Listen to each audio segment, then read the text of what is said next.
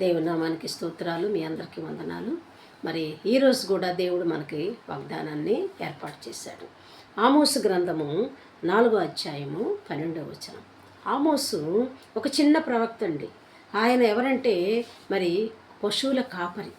ఈ కాపరి మరి దేవుని గురించి వాగ్దానం మాట్లాడుతున్నాడు. ఏమనుందంటే, మీ దేవుని సన్నిధిని కనబడుటకై సిద్ధపడుడి. చూడండి, మనము దేవుని సన్నిధిలో కనపడాలని కోరిక కలిగి ఉండాలి. ఆయన సన్నిధిని మనము మరి ఉదయకాలం లేచి మనము ఆయన సన్నిధిని మనము ధ్యానం చేయాలి. మరి ఇక్కడ ఆమోస్ చెప్తున్నాడు, సిద్ధపడుడి. మరి ఆ యొక్క వాక్యము కీర్తనలు దావీదు కూడా చెప్తున్నాడు 16:11. జీవ మార్గమును నీవు తెలియజేయుదువు, నీ సన్నిధిని సంతోషము ఆనందము కలుగును, నీ కుడిపార్శ్వమున మరి దేవుడు సంతోషమును మనకిస్తాడు. ఆయన కుడి పార్శ్వమున మనం ఉన్నప్పుడు మనకి సంతోషం ఆనందం కలుగుతుందండి. ఎందుకంటే దేవుడు ఆకాశమందున్నాడు, మనము భూమి మీద ఉన్నాం.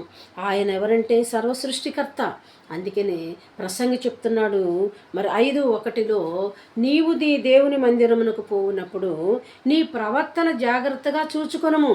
చూడండి, ఇక్కడ సిద్ధపడుడని ఆమోసు మనకు చెప్తుంటే, ఇక్కడ మన ప్రవర్తన మరి దేవుని సన్నిధికి వెళ్ళినప్పుడు మన ప్రవర్తన చక్కగా ఉండాలండి. చక్కగా వినయ విధేయతలు కలిగి.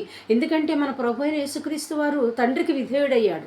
విధేయుడిగా ఆయన ఈ లోకములో మరి మానవుడిగా వచ్చాడు. తండ్రి చెప్పాడు, నువ్వు భూలోకానికి వెళ్ళమన్నప్పుడు అక్కడ ఏం చేశాడంటే ఆయన రెస్పెక్ట్ ఇచ్చాడు తండ్రికి. మనము కూడా మన తల్లిదండ్రులకి మనము గౌరవం ఇవ్వాలండి.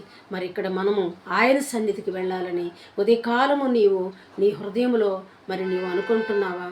మరి దేవుని యొక్క సన్నిధికి వెళ్ళాలని నీ హృదయంలో కోరిక కలిగి మరి నీవు ఉన్నట్లయితే మరి ఆయన మనకి సంతోష సమాధానములు, భూమి మీద ఇవ్వలేనటువంటి సంతోష సమాధానములు ఇస్తాడు. ఆయన జీవ మార్గాన్ని మనకి సరళం చేస్తాడు. ఈ కొద్ది మాటలు దేవుడు మన యందు దీవించునుగాక.